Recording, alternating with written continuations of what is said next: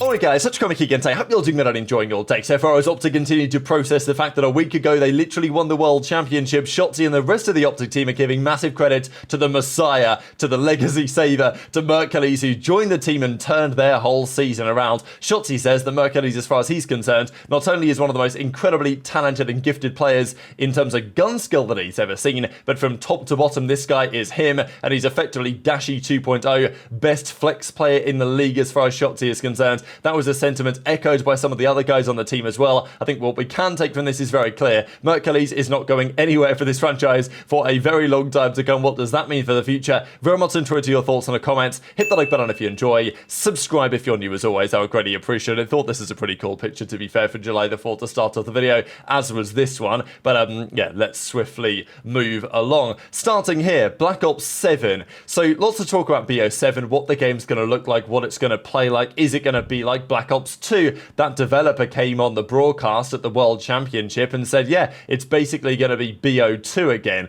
And I'm like, okay, you can't do this to me. But what it is going to have that BO2 didn't have is tactical sprints. Now, ever since Warzone came around, tac sprint has been a thing, and I think for many of us more like hardcore COD fans or whatever, not massive fans of tactical sprint. I prefer a world where we can just sprint, there's run, and then there's sprint, and sprint would be just as fast as tac sprints. Do we really need single sprint and tactical sprint? I don't know. Maybe I understand the utility, but I think nowadays everyone, will just run on single tap to run and get around it anyway. So maybe it doesn't massively matter in terms of the way that the game plays, but I know that there are some people who would prefer tac sprint to be gone and have things go back to how they traditionally were, but it doesn't seem like that's ever going to maybe happen again, even with Treyarch at the helm. And I say even with Treyarch at the helm, but, maybe Treyarch aren't what they used to be. We also know that Sledgehammer are working a lot on this game, which gives me some optimism for the maps. At the end of the day, if Treyarch don't deliver in BO7, COD might be cooked. I guess we've been saying that for years. But also, if they don't deliver, Sledgehammer become the new gold standard as far as I'm concerned. And apparently Sledgehammer are actually working quite a lot on this game anyway, so maybe it's all part of the same process.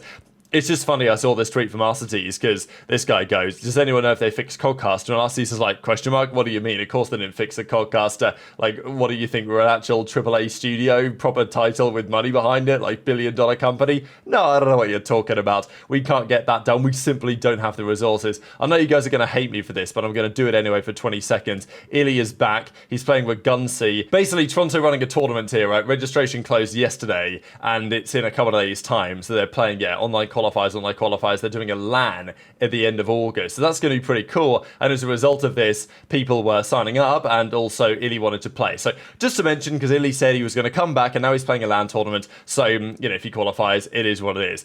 Let's talk OpTic, and before we get there, just a couple of things really on the state of the last couple of years. It's difficult to really describe going from this team, Shotzzy, Dashy. That's been the duo, right? Now, do they count as a duo? I know that on our pre-shows before the World Championship, there was actually quite a lot of questions about this, actually after Champs especially as well. Talk about where Shotzzy and Dashy sit as a duo all time. Now, in my head, I think duos. First that comes to mind to me is probably still Scump and Formal. Then I think probably Simp and aBeZy, because they've been around so long together. Then I think Zoomer and Attach. Then maybe Aches and TP.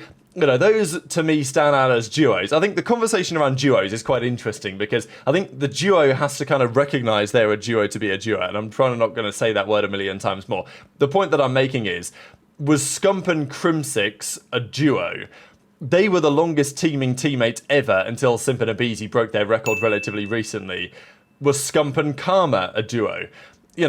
Maybe. I mean, they played tons of tournaments and won them together, but it didn't really feel quite the same way. So I think that there's some nuance here to how a duo is described, because to me, like Shotzzy and Huke, that's a bit of a duo, right? But it's obviously not quite had, and they've had lots of success together now, but maybe from an AR SMG perspective, you've got to think Shotzzy and Dashy count. Where they sit all time, having won 2 rings together, is, they've got to be up there, right? They've got to be right up there. But and they've got the longevity to match as well at this point. So I think it's just cool to see these pictures, really, with Shotzzy and Dashy located in all of the lineups. It was Ghosty and Huke at a time. They made a couple of finals. It was Pred and Kenny for a time. They made a couple of finals and actually won both of them. And then, I mean, this team just came out of nowhere, but the man on the right-hand side is the man that we're going to talk about for the rest of this video, because Dashy and Mercules were the AR duo for OpTic this tournament, and it was true before the most recent tournament too.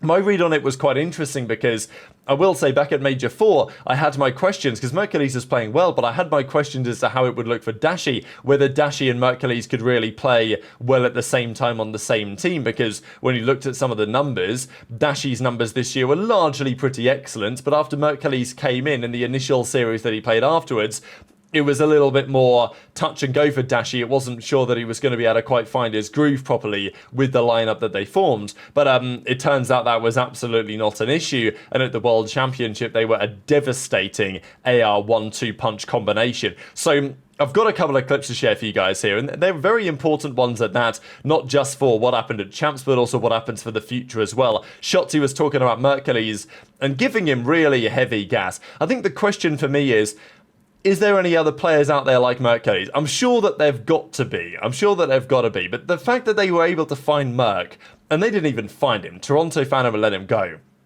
But what I find remarkable about the Merc situation is that he's only played Respawn for like a year.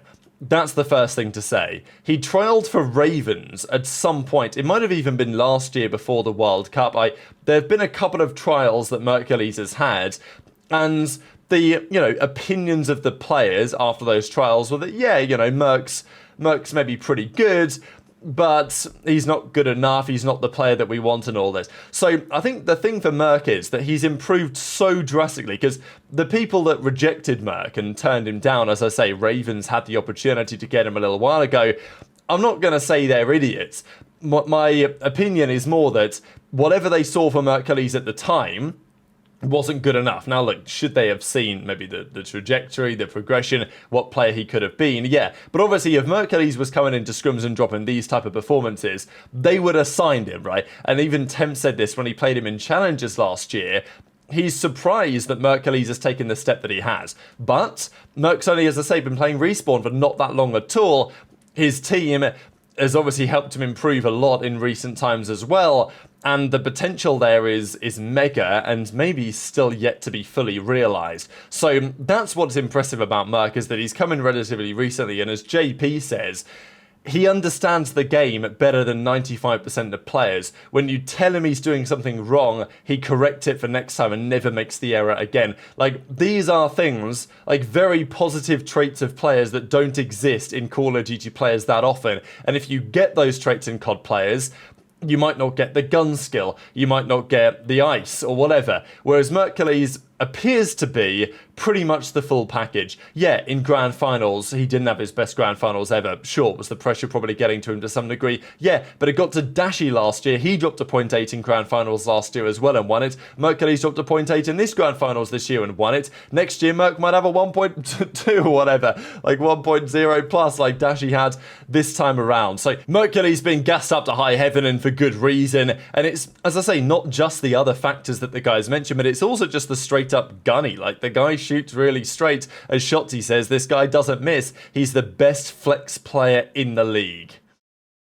His self-awareness, his like decision making, like playing ahead, his understanding of like how to read a map, like, bro, that is something that like you can't even teach. That's what Mace has. And then obviously, bro, this guy is literally Dashy 2.0. This guy shoots just as straight as him. So having two fucking guys that literally don't miss is like the best shit. And then on top of that, he's actually good as fucking S&D. Bro, I played against this guy in S&D in Black Ops 4. Like, I'm not gonna lie, I would have never thought I would be teaming with this guy, I'm gonna be honest. Because, like, I would have never, like, I mean, I didn't even know him. Other than me playing against him, but. And him is a flex. I think he's the best flex, 100%. Without a doubt. And I'm not even just saying that because he's my teammate. Like, it is literally just facts. I promise you, there is no one that compares to him. I promise you, there's no one that compares to him. Scrappy's, bro, Ernie's not even a flex. Ernie runs. Mason, the absolute miracle worker, dude. This guy turned our season around, man. I can't say enough of good things about Mason. I said it on one of the interviews in the press conference after the the tournament, but you'll see it in some type of media source. But this dude came in. He's been an absolute pleasure to work with. A sponge to all information, soaks it up. You don't really have to tell him shit twice. He knows a lot of times when he, you know, screws up, and if we call him out on it, he'll never do it again. And he's actually him, dude. He's been playing Respawn for legit a year and probably knows how to play better than like 95% of the league. And he's got the talent to back it up too. Thank you, Mason. And he has the Riz voice comms, bro. Dude, this guy, okay, another thing that you guys like probably notice, but like don't really notice too much is like this dude, obviously he's confident stuff, but dude, this guy has ice. Like this guy just doesn't get nervous. Like he's just cool, calm, and collected no matter what. Yeah, he busted out gens. Yeah, we're about to still left. We're about to. You guys want to play? I'm about to challenge shit. I'm dead. You hear him? Holding? Nah. That was Riz voice, bro. Excuse me? You guys want to play? I'm about to challenge shit. I'm dead. Nah. I'm in the close contest. I was gonna childish shit, bro. Okay. I'm dead. I'm dead. Yeah, sit down. I got you. Nah, these kids are fucking ass, man. Let's fucking go. Actually insane. So the question then comes for me, okay, what do OpTic... So the question for me is, what do OpTic do next? Of course, there've still been some rumours about, well, if Simp is available, you have to consider it and all this. We'll see after the World Cup what reality says on that. The reality is that OpTic will stick with Mercules, and Mercules is not going to go anywhere anytime soon. I guess the scary thing is that this was only their second tournament together. Like, they could get better, right? They could get scarier. Mercules as a player could get better. And that's, I mean, you don't see many players that come in their rookie year and they're the best form already. I think with Simp, arguably, when he came in 2019, we've maybe not seen a better version of Simp than his original form, but, you know, I don't know, there's a debate on that, because for a guy like HyDra, for example, he came in and every year that he has played, he's got better. Maybe the last couple of years he's been pretty similar, HyDra, to how he was in 2023 when he won Champs and was the MVP by an absolute country mile, but every year that he competed, HyDra, for certainly his first 2-3 seasons, he was just getting better every year, sponge for information, and it was taking him and the team to new heights every single time. It's pretty rare that rookies come in and are immediately the best version of them you're going to see. Very rare that it happens. And yeah, Mercules is clearly a very fast learner, but it was only a few months ago that he was getting rejected by pro teams because, you know, maybe they're just stupid, but more than likely he wasn't the player that he is today. And who's to say in 6-12 months he can't be an even stronger version of the player that he currently is? You know, JP says that he's only played for a year or so and he's better than 95% of the league. Who's to say that he couldn't be 100%, like better than 100% of the league in due course, if he keeps on progressing at this type of rate?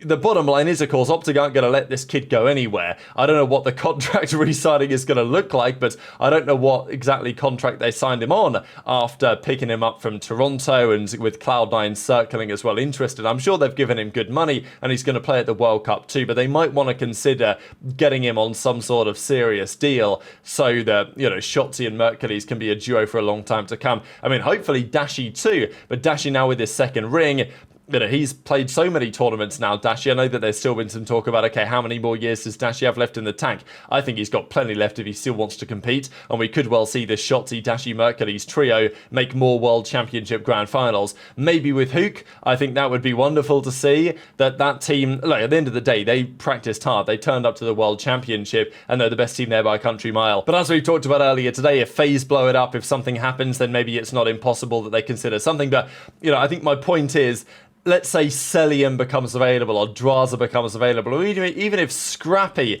were to become available, OpTic are not dropping Mercules for anyone. I think that's the point that I'm making here, because Shotzzy and Dashy aren't going anywhere unless they decide to. Huke, at the end of the day, like, as much as I'm so happy for him in the team, if Simp is available, you think about it. With Mercules, it doesn't matter who is available. You don't even give it a second thought that Mercules would be dropped. Like, that's the level that he played at. So, yeah, enter into your thoughts on all this stuff as ever in the comment section below. Hit the like button if you enjoyed. Subscribe if you're new. Take care, and I'll see you next time.